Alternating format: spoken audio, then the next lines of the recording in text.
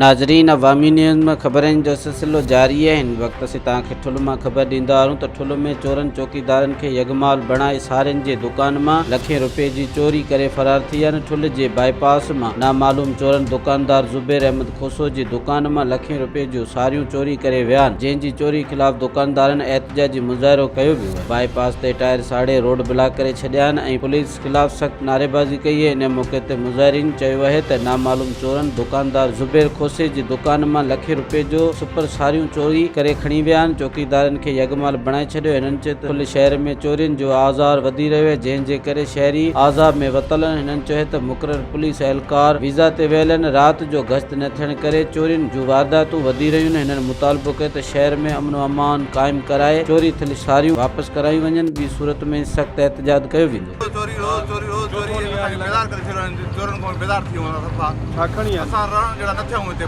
काॾे वञूं असां? छा नालो तव्हांजो? ज़ुबैर अहमद खोसो। छा चोरी थी आहे? अन्न भरे आहिनि, गाॾो भरे आहिनि, सुपर सारियुनि जो गाॾो भरे आहिनि, 100 मण जो गाॾो भरे आहिनि। चोथों ॾींहुं लगातार बाईपास ते वारदात थिए थी पई।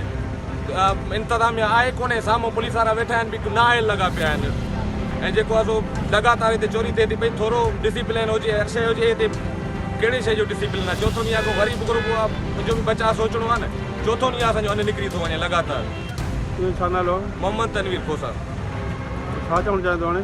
असां चवणु चाहियूं था बसि हाणे रस्तो हे जे करे सुर थियो ठीकु आहे, हिते न को मेन बाईपास रोड बंदि कंदासीं।